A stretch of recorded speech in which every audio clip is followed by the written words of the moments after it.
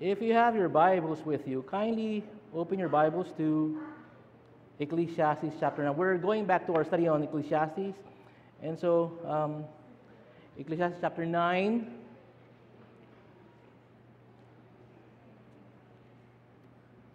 We'll be reading the whole thing. And if you're able to, kindly stand with me in reverence for God's Word. Ecclesiastes chapter 9. For those who are visiting, we're doing a study on Ecclesiastes 9. We've done this since last year, so we're almost done. Ecclesiastes chapter 9. Listen now to the word of the Lord. For I have given all this to my heart and explain it, that the righteous men, wise men, and their service are in the hand of God. Man does not know whether it will be love or hatred. Anything may be before him. It is the same for all.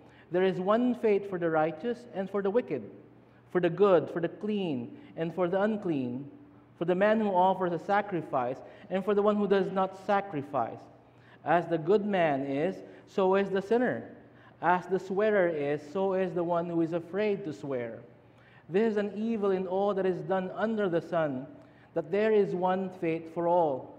Furthermore, the hearts of the sons of men are full of evil, and madness is in their hearts throughout their lives. Afterwards they go to the dead. For whoever is joined with all the living, there is confidence. Surely a live dog is better than a dead lion. For the living know they will die, but the dead do not know anything, nor have they any longer a reward, for the memory of them is forgotten. Indeed, their love, their hate, and their zeal have already perished, and they will never again have a portion in all that is done under the sun. Go then, eat your bread in gladness, and drink your wine with a merry heart, for God has already accepted your works. Let your clothes be white all the time, and let not oil be lacking on your head. See life with the woman whom you love all the days of your vain life, which he has given to you under the sun, all the days of your vanity. For this is your portion in life, and in your labor in which you have labored under the sun. Whatever your hand finds to do, do it with all your might. For there's no working or explaining or knowledge or wisdom in Sheol where you are going. I again sow under the sun that the race is not to the swift, and the battle is not to the mighty, and neither is bread to the wise, nor riches to the discerning, nor favor to men who know. For time and misfortune overtake them all. Moreover, man does not know his time. Like fish seized in an evil net, and birds seized in a trap, so the sons of men are ensnared at an evil time when it suddenly falls on them. Also this I came to see as wisdom under the sun, and it was great to me. There was a small city with few men in it, and a great king came to it, surrounded it, and built large siege works against it. But there was found in it a poor wise man, and he provided a way of escape for the city by his wisdom. Yet no one remembered that poor man. So I said, wisdom is better than strength, but the wisdom of the poor man is despised, and his words are not heard. The words of the wise heard is in restfulness are better than the shouting of a ruler among fools. Wisdom is better than weapons of war, but one sinner destroys much good. May God bless the reading of His Word. You may take your seats. I know it's a mouthful, and so I'll just share with you. We'll not be able to finish everything. Good news, right? Good news. This morning we're continuing our study on Ecclesiastes, and we're now in chapter 9. We have been making good progress through this very challenging yet, I would say, very practical book. Would you agree with me? It's very practical. Diba? And as we get nearer to the end of the book, we would see weightier things. Mas mabibigat yung pagtuturo ni Solomon. And in coming to chapter 9, we're faced again with some very hard lessons. Some lessons that matter for both life and death. But before we jump into our study, let me just share with you some history that I believe would be helpful as we study this. So let me share with you a history of the interpretation of Ecclesiastes in general, because it would relate to a portion of this chapter where we see another seize the day, carpe diem. Diba? Yung parang, ano ba yung seize the day sa Tagalog? I got it in my mind kanina, so seize the day. Oh man, I'm lost. Seize the day. You understand what I'm talking about? Yung pag kunin mo na yung oportunidad, right? Yung parang ganoon, seize the day. And we would understand that as we look at particular history. When it comes to the interpretation of the, Ecclesiastes, there's one early church theologian that really has left a mark in the church's understanding of how Ecclesiastes should be studied and be interpreted. And that person is Jerome. Okay, si Jerome. He lived about 342 AD to 420 AD. Now, Jerome is not just a church theologian, he's also a translator, right? He's the one who took that Hebrew Old Testament and the Greek New Testament and translated that into Latin, the Vulgate. Si Jerome ang may gawa nun. Jerome was the one responsible in translating the Hebrew Old Testament and the New Testament Greek to have, for us to have the Latin Vulgate. And beginning at the time of the 5th century, all the way until the Reformation, right? The Latin Vulgate was the go-to version of the church. Yun ang ginagamit ng maraming church. The church then, before the Reformation, used the Latin Vulgate. Now, why are we discussing this? We need to know how Jerome is connected to Ecclesiastes in particular, right? He's known for choosing the Latin term vanitas, where we get the word vanity. And the Hebrew term is hevel, where we get the word fleeting or breath, right? Now, hevel appears a dozen times, or dozens of times, in fact, in the whole book. Key phrase siya. It's a key word in the book of Ecclesiastes. So when we look at the word hevel in the original language, in the Hebrew, the idea there is vapor. It's breath. It's temporary. Simply put, it's fleeting, right? It's pointing to the brevity, the shortness of life. But Jerome, in his translation, took a more pessimistic term in the Latin, and he chose the term vanitas, which means useless. May pessimistic tone, right? Instead of saying the brevity of life, that life is short, for Jerome, he communicates the message of Ecclesiastes as life is vain. Walang kwenta ang buhay. It has a negative tone to it, a pessimistic tone to it. And so from the time of Jerome, the book of Ecclesiastes began to be looked at by the church and by those who opened their Bibles, Latin Vulgate, in the negative light. Right? So people then were using, looking at Ecclesiastes, and it's pointing to a negative aspect to describe life.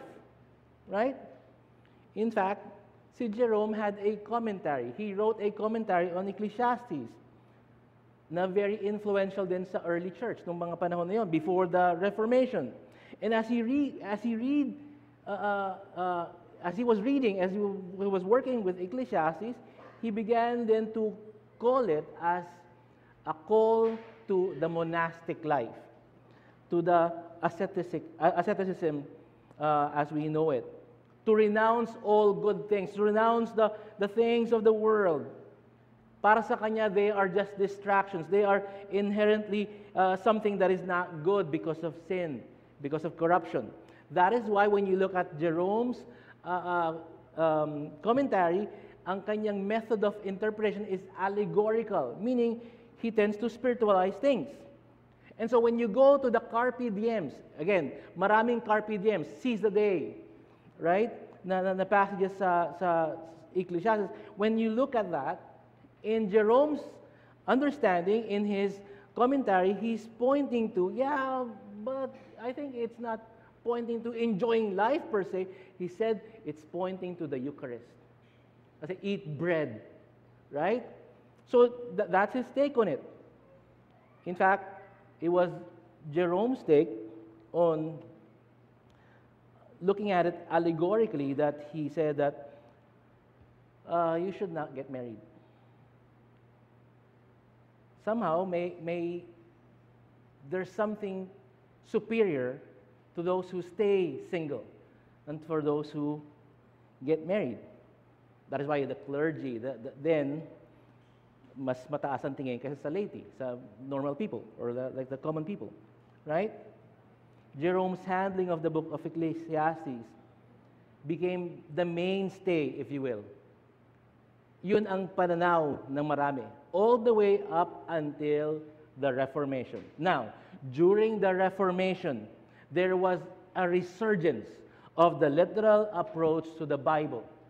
Literal, grammatical, historical understanding or interpretation of the Bible. And although people may not realize that, the book of Ecclesiastes played a significant role in that change. In what matter? Aba, hindi pala pangit ang Ecclesiastes. Right? So Ecclesiastes is not that bad of a book. When you look at Ecclesiastes, then, hindi pala siya masama. It's not actually addressing or encouraging for you to not be enjoying bread and enjoying the simple things of life. They realize that Solomon is not giving instructions that is pessimistic in nature about this world. Instead, Solomon is calling us, those who are reading this book, that in spite and amidst the difficulties, in spite of the fallenness, in spite of our own frailties, that where we have these things that God has given us to enjoy. It is through the Reformation that the whole concept of vocation was clarified. That anyone's work can be done to the glory of God. Hindi lang yung full-time ministry as they say it. The Reformers also recovered the beauty of marriage. That there is no inherent holiness in just staying single. And all the other things that we will be looking at this morning, it relates to how God in His providence has recaptured, through the Reformation, the literal, grammatical, historical view of the Bible. And so, as we turn to Ecclesiastes chapter 9, Solomon will give us a command even, an instruction to seize the day. These carpe diems section in this text, in verse 7 to 9. And he gives us this seize the day text with another statement tucked into it in verse 10. He's actually going to call us. He's actually going to instruct us. In fact, some say this is a great commission to go, eat bread. Call us to run hard after enjoyment. It's not bad to enjoy things in this life. He's going to call us to work hard at enjoying the things of this life. And He's going to implore us to be good stewards of these good things that God has given us, in light of the fact that we live in a very brief life. But as He calls upon us to enjoy, He also needs to remind us of some of the more painful things that we don't understand. We will not properly apply His exhortations to enjoy if we are not reminded of things that we need to embrace. We still live in a fallen world, right? So Solomon here teaches us matters about life and death, right? 5 lessons, in fact, in Ecclesiastes chapter 9, which are very important. Today we'll be looking at 5 beneficial beliefs, 5 convictions, if you will, 5 beneficial beliefs for living in this imperfect world. 5 dapat nating yakapin na pananaw, right? So that we would be able to survive living in a fallen world. In verse 1, he would tell us to rest in the Lord's sovereignty, to rest in the sovereignty of God. In verse 2 to 6, he would tell us to reflect upon the certainty of death. In a world wherein we deafen our ear to death, Solomon says, reflect upon that. Death is certain. That's found in verse 2 to 6. In verse 7 to 10, he would tell us to rejoice in the gifts of life. It's okay to enjoy the gifts that he would give us in this life. Verse 11 to 12, he would tell us to recognize the unpredictability of results, the uncertainty of outcomes. Lastly, in verse 13 to 18, he would command us to recall the characteristics of wisdom. 5 beneficial beliefs, 5 beneficial convictions for you and I, not just to survive, but to thrive in this imperfect world. Let's look at the first heading. Rest in God's sovereignty. Look at verse 1. For I have given all this to my heart and explain it, that righteous men, wise men, and their service are in the hand of God. Man does not know whether it will be love or hatred. Anything may be before him. In many ways, we could look at verse 1 of chapter 9 as the contents of Ecclesiastes in a nutshell. Di ba? Para siyang summary statement. This is a summary statement, and we've seen that all over this book. That this is the theme of this book, right? And so we know the intentions of Solomon as he writes this book, to help us understand that in the midst of adversity, in the brevity of life, in dealing with the bent circumstance of life, that God took full responsibility to, di ba? Or for, that we are to recognize that it is the righteous, those who are wise, who are in God's hand. He begins telling us, for all this I have taken to my heart. Anong ibig sabihin nun? What is he referring to?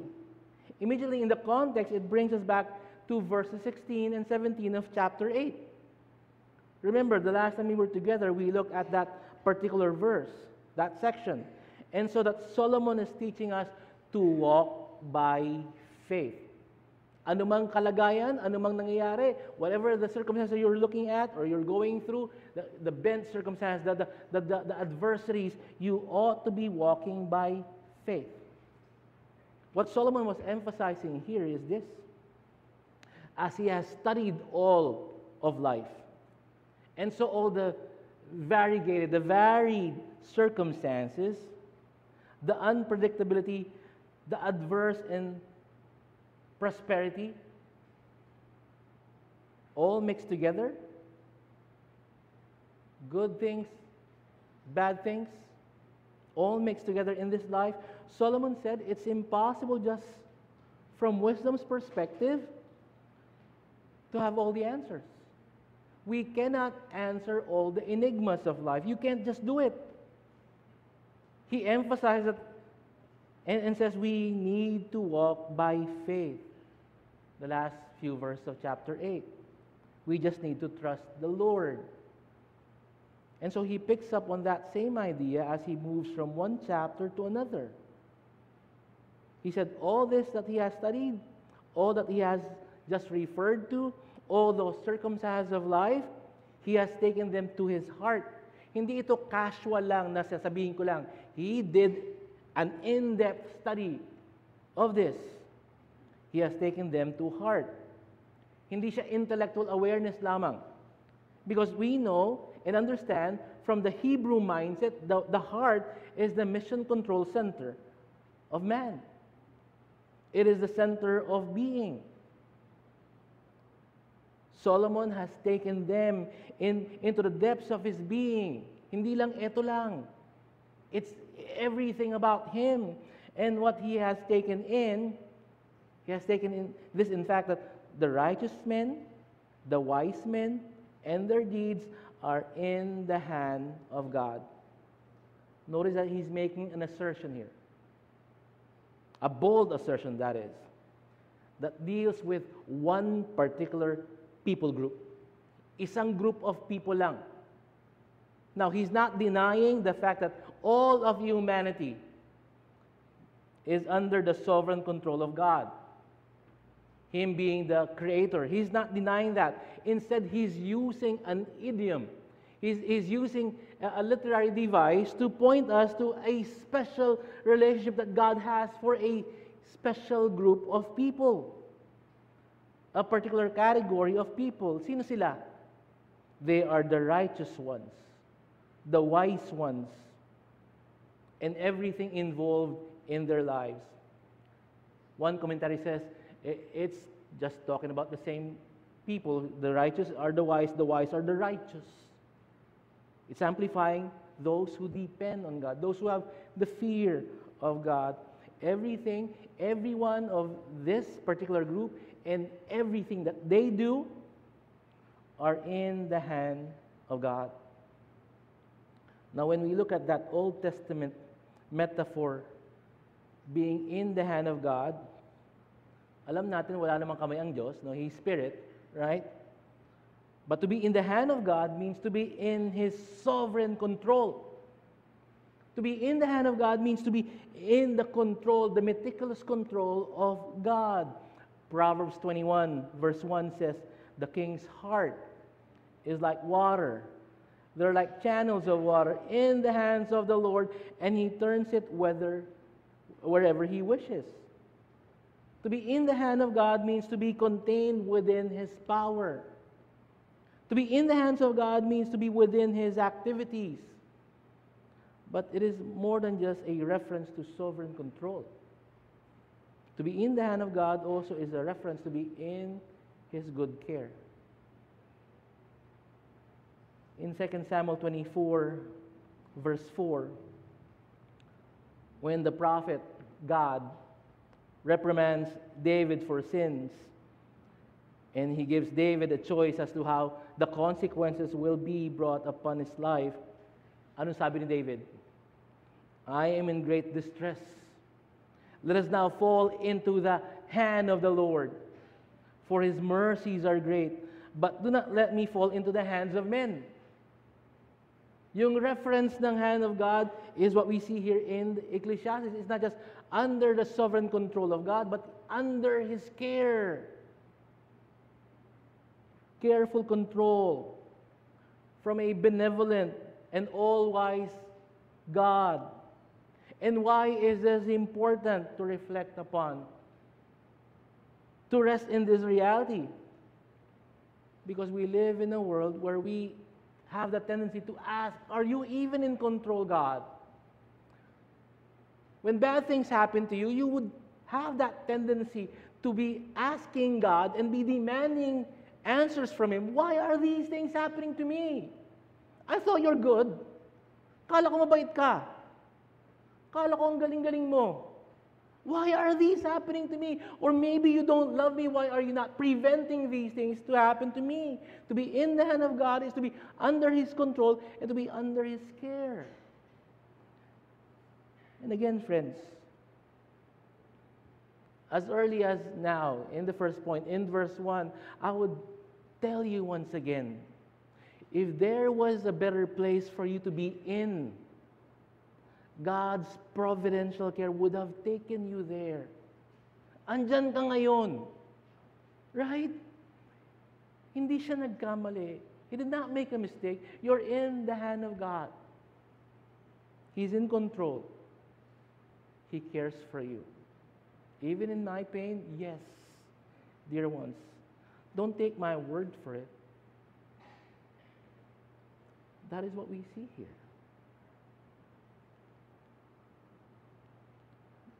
Then there are those who would say, I cannot understand that. There are those who would say, I cannot rest in this reality. Why is that? Why is it important to reflect upon this, to be resting in this reality, even though it's painful? It is because, as Solomon states in the second half of verse 1, man does not know what awaits him. You cannot know the future. Didn't we discuss this before? Know your limit. You do not know the future. You cannot know the future, as good as you may be at predicting movements and forecasting currents and trends. Diba? You don't know the future. This is one of our limitations we have learned back in chapter 8. You don't know what awaits you. He says here, we don't know whether it's love or hatred. And again, Solomon is using idiomatic language to refer to the prosperity and the adversity, the straight circumstance and the bent circumstances. What awaits us on that experiential level, on that emotional level as we go through life. Would it be love or hatred? Would it be good or bad? Would it be the straight circumstance or the bent circumstance? We don't know. He already has established the bent ones you cannot straighten. Diba? We cannot get away from this life. We don't know. And so Solomon begins here by saying, since you don't know, rest in God who knows. Since you have no control, rest in the one who has control. Since at times you don't care, rest in the one who truly cares. Rest in God's sovereignty. You must rest in His benevolence, His sovereignty. His sovereignty, the one who fears Him. Dear ones, this is pointing to a benevolent, wise, gentle, kind sovereignty. You may not expect the adversity that comes, but by knowing that He is sovereign, that would give a cushion to your heart, di ba? Let me share with you one prayer that I usually pray whenever I'm in a crossroad of my life, that I'm anticipating things that would be painful. I would always say, Lord, kindly cushion my heart so I'll be able to handle the blows. I cannot escape, we cannot escape the bad things to be happening to our lives. Rest in His care. Why is this important? Bakit nagsimula tayo rito? Why is trusting in the sovereign care of God important? Because we would know that there is no such thing as blind faith. Hindi chance lang, hindi chamba-chamba lang. There is nothing that happens to the righteous or the wise or those who fear God that is just arbitrary, na walang purpose, that leads to no end. No. Solomon says, for the righteous, for the wise, for all their dealings, napansin nyo, comprehensive, all their dealings, they can rest in God's sovereignty. One of my heroes, Charles Spurgeon, says about the sovereignty of God, there is no, quote, there is no attribute more comforting to His children than that of God's sovereignty. Under the most adverse circumstances, in the most severe trials, they believe, the children of God, that sovereignty has ordained their afflictions. Ulitin ko, God has ordained even the pain.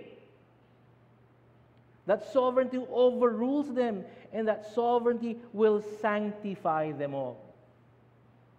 There is nothing for which the children ought to more earnestly contend than the doctrine of their Master over all creation, the kingship of God over all the works of His own hands, the throne of God, and His right to sit upon that throne, for it is God upon the throne whom we trust. It is important to begin here,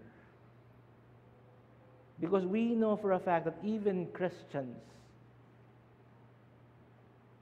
struggle with this. It's easy to say, praise the Lord, He is in control when good things are happening to you. Tell that to someone whose 5-year-old daughter has just died. It's normal for us to question God.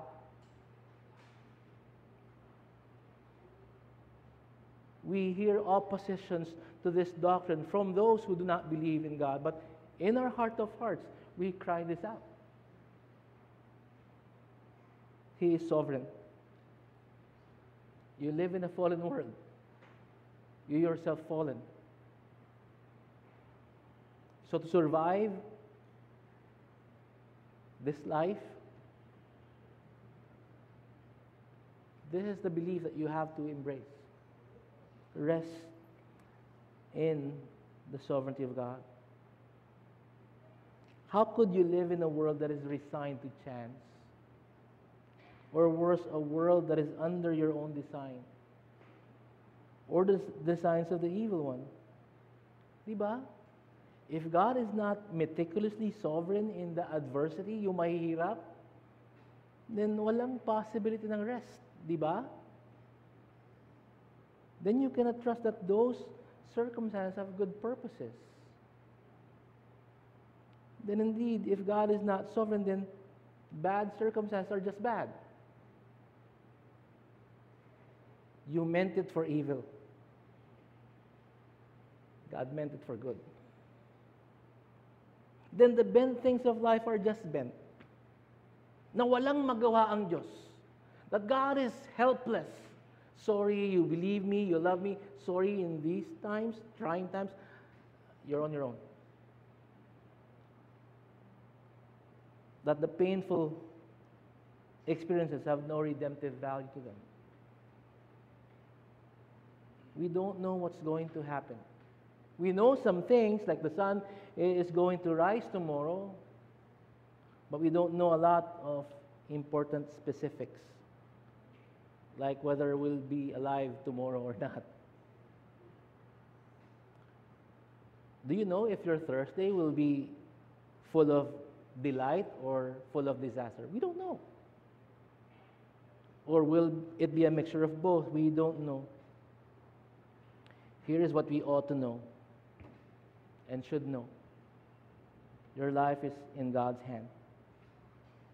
Not only in the general sense that He is the Creator. Look at what Solomon says here. He specifically carves out a particular people. These are God's people. Look up. If you're a believer, going through some rough times, maybe right now, maybe you're questioning Him, maybe it's so painful and you're hurting, He is in control. He can use that. And He will use that. Rest in His sovereignty. Right? This leads us to the next lesson. What should we embrace? What should we have to be able to live in this imperfect world? In verse 2 to 6, he says, reflect upon the certainty of death. Mamamatay ka rin. Just an anecdote to share with you. You all know that primarily before, I wanted to be a priest, right? So when I was in my teens, late teens to early 20s, I was doing the works ng ginagawa ng mga pare during Ash Wednesday, right? I was one of those young men who are assigned to do the ash on foreheads. It's so tiring because while you're doing that, you need to be saying something. Sa alabok ka nang galing, sa alabok ka rin babalik. From dust you came, to dust you will return. And it was tiring. Sabi ko, mamamatay ka rin. Ba ganun din yan? Mamamatay ka din. And I was like, do we have a stamp pad? Stamparan mo na lang ganun. Right? Reflect upon the certainty of death. Right? This is certainly related to the sovereignty of God. He's in control. Right? God's orchestration of the minutest detail of life includes death. Look at verse 2. It is the same for all. There's one fate for the righteous and for the wicked, for the good, for the clean, and for the unclean, for the man who offers a sacrifice, and for the one who does not sacrifice. As a good man is, so is the sinner. As a swearer is, so is the one who is afraid to swear. Solomon begins here by emphasizing that there is one faith. Isa lang ang papupuntahan. So, tama naman, di ba? Mamamatay ka rin. Right? By emphasizing there are no other direction and destination. There's only one final destination for everyone, physically, death. One fate awaits all mankind, even the righteous and the wise. And he begins by listing the righteous as one of these categories, di ba? So telling us, we cannot escape death and the pain that goes with it at times. He lists 5 of them here. Notice, first of all, he says, one fate applies, death applies to the righteous and the unrighteous. Sino yun? Who are they? Those who are law-abiding and those who break the law. Both have the same fate. Isa ang pupuntahan ninyo. To those who could say, who are taxpayers and those who don't contribute to the society. Those who are burdens to the society. Same fate to the man of integrity and to the one who is the murderer. Same fate goes to the good, the clean, and the unclean. Now, referring specifically to even more religious aspects here, these are those who work hard to follow the divine regulations of the Mosaic covenant, which God has instructed His people.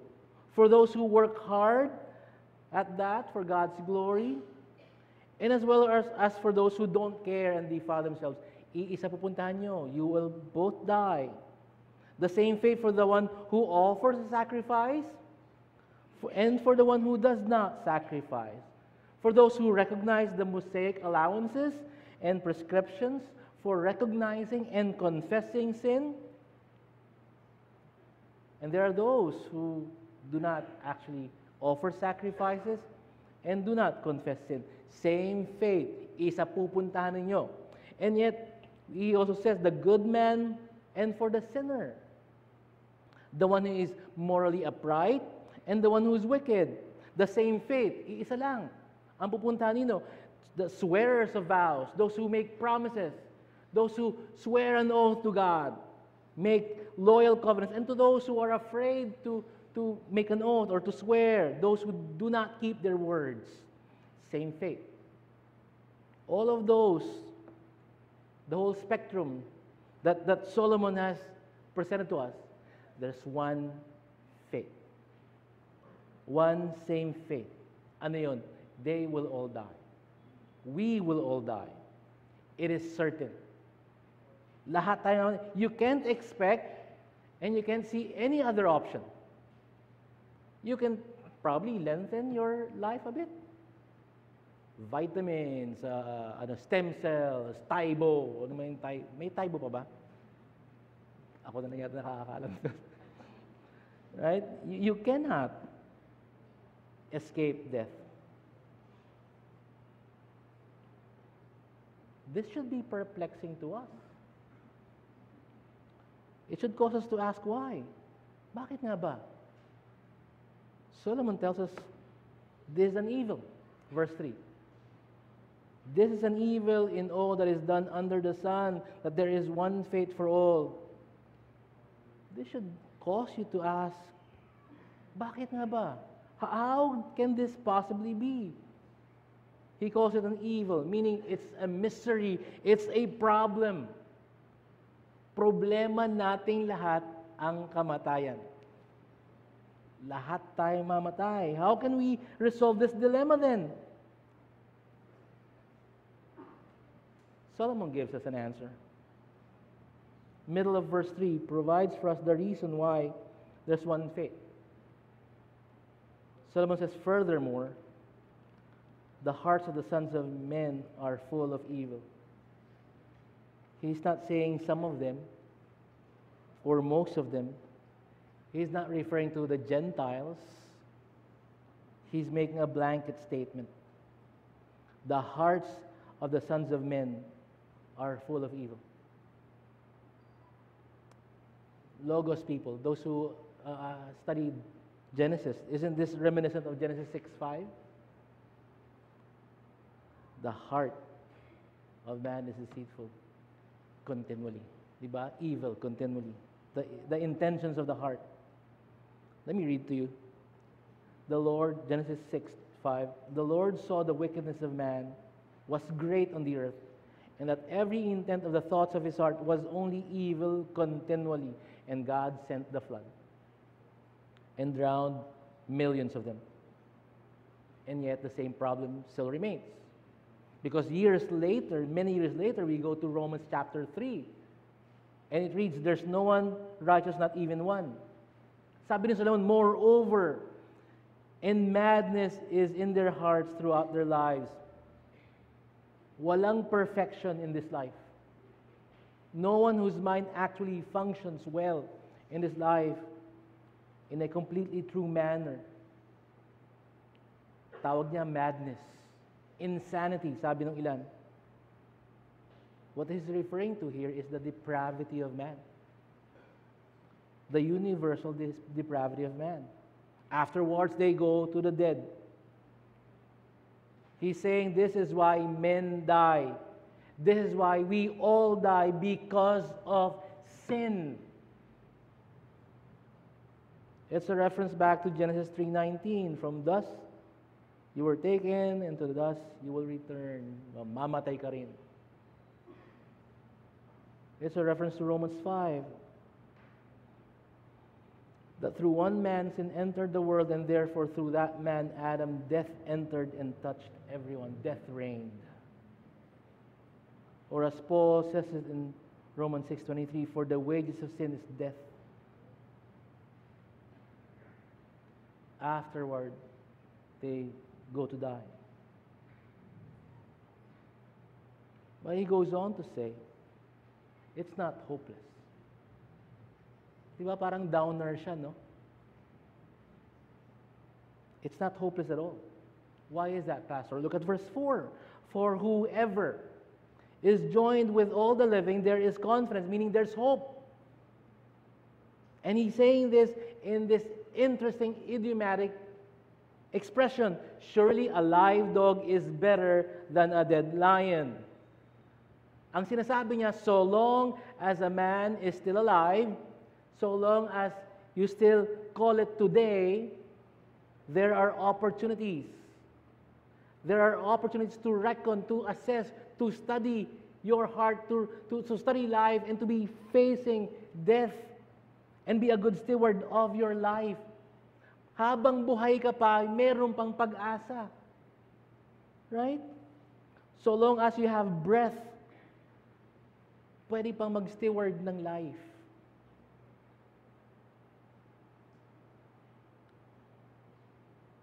So long as you're alive, there's still hope. Reflect upon the certainty of death. Huwag yung takasan. It is better to be in the house of mourning than to be in the house of feasting. Didn't he say that in chapter 7? Let it teach you some lessons. As David Gibson says, to be alive is to have the day of opportunity in our hands in a way that we do not have when we're dead. Now, again, ang ganda ng illustration niya. Right? The dog and the lion. He says, better a live dog than a dead lion. Now, a dog in ancient time, in ancient Near East, particularly in Israel, is not like a dog that we see sa mall, na naka-stroller, naka-diaper, naka-tutu, right? Naka-bonnet, right? Kinakarga. Dressed up. No, a dog in their time was despised. It's a mongrel. The dogs then were hated. If they could kill a dog, they will. I think especially cats. Sorry, The dogs then were scavengers. They were not the nice house, domesticated dogs that we have today. They hated dogs. The lion, on the other hand, was revered. Ang taas ng tingin na sa lion. Right? Something that they revered. Solomon is saying, what is good to be something that is revered and yet dead? That's the point here. It's far better to be that which is despised but still alive. You have an opportunity, don't waste it. He goes on to explain further. He says, for the living know they will die. Yan yung benefit.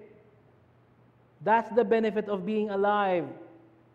You still have time to consider, to assess. Because we all know that we will die to give an account.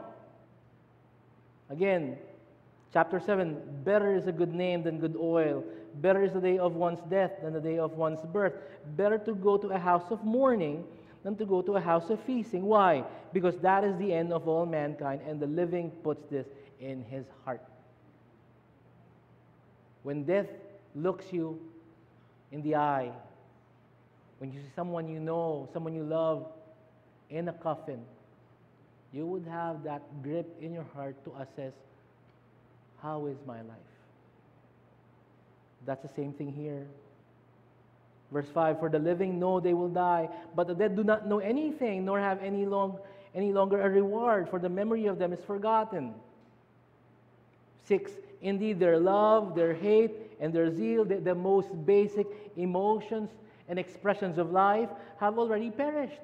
Solomon said, wala na. And they will never again have a portion in all that is done under the sun. Now, it's important to note that Solomon is not trying to give us a theology of the afterlife. Okay? Ecclesiastes does refer to the afterlife briefly. For example, in chapter 3:17, chapter 11:9, and at the very end, chapter 12, verse 14, he will be referring to all of us standing before the judgment, before God. But other than those, his emphasis is on stewardship of the present, living appropriately now. Kamusta ang buhay mo ngayon? How is your life now? And he uses this language to get us to focus on life under the sun. He's as if saying, look, you only have one opportunity now. You can't come back. There's no rewind button. There's no redo. Pag namatay ka, wala na. That's not how it works. Only one life that you have, be good stewards of it. The living man, therefore, has the advantage, di ba? Than the dead. That's what we are supposed to receive, knowing that death is certain. Are you good stewards of your time, of your today? Before we get any further, let me ask you, are you certain where you will go when you die? What if we have a great earthquake? At nagunaw lahat ito, bumagsak sa atin, every one of us die. Would you wake up in eternity looking at the glory of God? At the face of Jesus? If you're not certain, if there's fear in you, this message is for you. Anong saysay ng dead lion? But even though you're a dog, sabi nga ni Solomon, while there's time, let me share with you. You may be here na matagal na. Maybe because your parents are here, maybe your friends are here, maybe dito ka lumaki. Right? But if you have not fully surrendered your life to Jesus Christ, your life is in vain. Walang kwenta ang buhay mo. This is the call to be mindful not just of your life but of eternity. Solomon says, certain ang death. Walang makakatakas doon. Young people, let me talk to you. Don't think that you're young, you have all the time in this world. How sure are you that you would live 30 years? So you would probably say, I'll just be happy-go-lucky today and I'll just be serious with my faith when I'm 30. How sure are you? There's a call for all of us to be mindful. Be good stewards of your day. How do you survive living in an imperfect planet? Rest in God's sovereignty and then reflect upon the certainty of death. This leads us to the third beneficial belief. Rejoice in the gifts of life. Knowing that death is inevitable, that you cannot avoid it. It could happen anytime. Life is not a guarantee, it's a breath. You're supposed to treat it that way. Hindi ka mabubuhay forever. So how do you steward your life?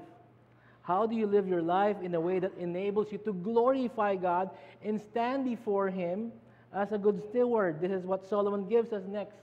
In verse 7 to 10, he says, then go then and eat your bread in gladness and drink your wine with a merry heart. A great commission is given here. Go. Go then, Solomon says. It's a wake-up call. There's no time to waste. Stop complaining. Stop nursing your bitterness. Stop nursing your anger. Stop brooding about your problems. Get over your anxiety. Man up. In other words, yes, death is real. Don't be pitying yourself over that. Don't stay in that rut. Get a grip. Listen to what Walter Kaiser said. Why should anyone who truly fears God have the joy of life stolen out from under him because of the unresolved perplexity still remaining in the partially disclosed plan of God? Sinasabi ni Solomon, even though there's adversity and you will die, you can even predict when you will die, that is not an excuse for you to not enjoy life. Carpe diem. Seize the day. Right? Samantalahin ang araw. Inaalala ko na. Samantalahin ang araw. Right? Make the most of your day. And what we find in this carpe diem, we've seen some of them already, the intensity grows. Solomon becomes more direct. Right? Before, you would see better than statements. Now, it's more direct. Right?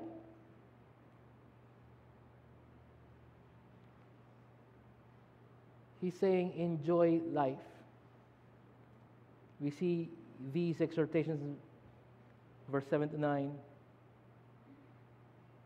You could add to this, actually. This is not exhaustive. He gives us particular exhortations as to how to enjoy life. In my case, shoot hoops, even though you have a bad back. Even though you're slower and gets tired easily. You enjoy it, do it. Do it for the glory of God. He says, eat your bread in happiness. Eat your bread in gladness. In other words, enjoy sustenance. Napansin niyo ba, he calls it bread. Why is that? Bakit hindi steak? Diba? Surely you would enjoy steak or probably spare ribs, roasted chicken, one bowl of spaghetti with meatballs. You would surely enjoy that, or fish and chips for our brethren from the UK. I miss that. But he's talking here about the most ordinary meal, bread. Every time you sit down to eat, enjoy it. When was the last time you enjoyed your meal and said, Lord, thank you? Tapos, tuyo na naman. Wow, tuyo, Lord! Kung ayaw yung tuyo, padalhin niyo sa akin. Enjoy the sustenance that God has given you. He says, drink your wine with a merry or cheerful heart. Enjoy refreshment. Now, this is not all saying that we binge on beer. Huwag niyo sabihin sa si pastor kasi sabi niya enjoy drinking. No. Refreshment comes with their meal. Enjoy the refreshment that comes with the breakfast, the lunch, and the dinner. This is my segue. Enjoy coffee. Praise the Lord for coffee. He says God has already accepted or approved your works. So enjoy labor. When he says that God has already approved your works, what he's doing is not giving us a license that we can just do any kind of immoral works, okay? He's saying that if you have good labor to do, embrace it. God's given it to you. It's a gift. Embrace it. Listen, enjoy work. Isn't this convicting to those of us who are employees? Some of you have this Monday sickness, right? There are those of us who complain about our jobs, or those who take our jobs for granted. When was the last time you said, thank you, Lord, for my job?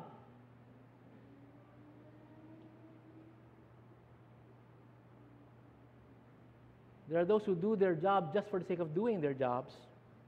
We ought to enjoy it. We ought to give thanks to God. He says, let your clothes be white all the time. He's referring to the opposite of wearing sackcloth and ashes. And where would you wear sackcloth and ashes?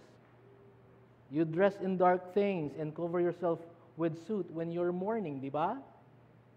And certainly we know that there's a time for mourning. He did acknowledge that back in chapter 3. But as a general perspective on life, he says, let your clothes be white.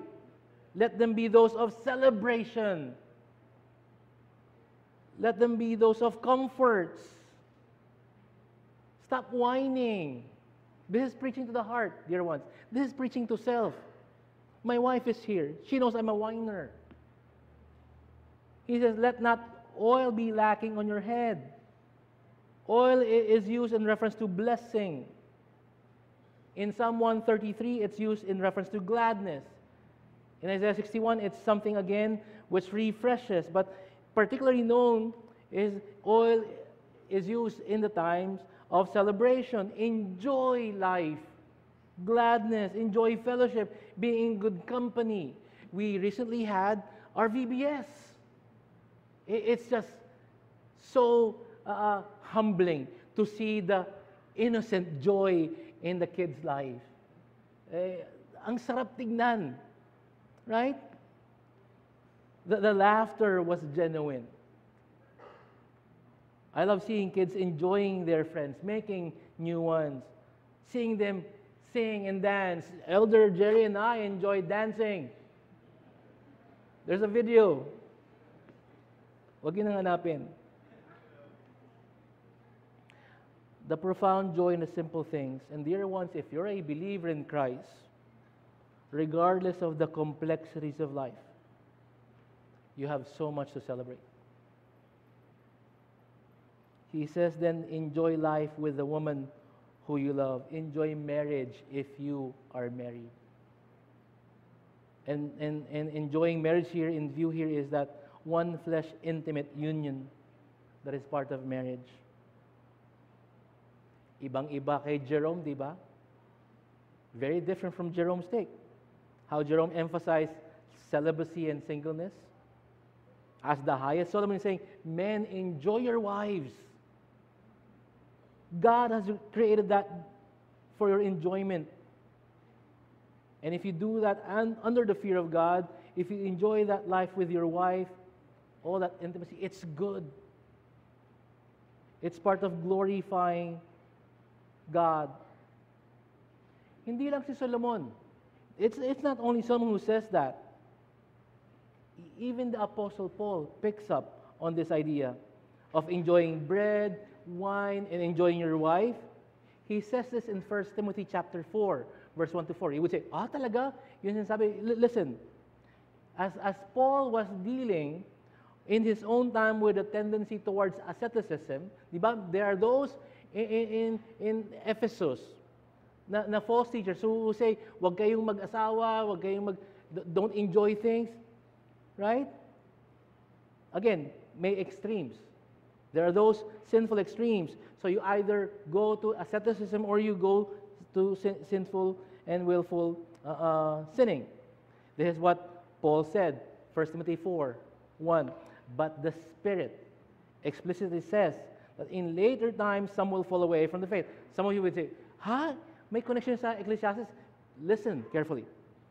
Pay attention to the deceitful spirits and doctrines of demons by the hypocrisy of liars, who have been seared in their own conscience. Listen, verse 3. Who forbid marriage and advocate abstaining from foods, which God created to be shared in with thanksgiving for those who believe and know the truth. For everything created by God is good, and nothing is to be rejected if it is received with thanksgiving, for it is sanctified by the word of God and prayer. Solomon puts it simply: eat bread, drink wine, enjoy your wife. Or, pwede sabihin, this is the day that the Lord has made. I will rejoice and be glad in it. When was the last time you said that? Back in Ecclesiastes chapter 9, Solomon adds this statement. Verse 10, whatever your hand finds to do, do it with all your might.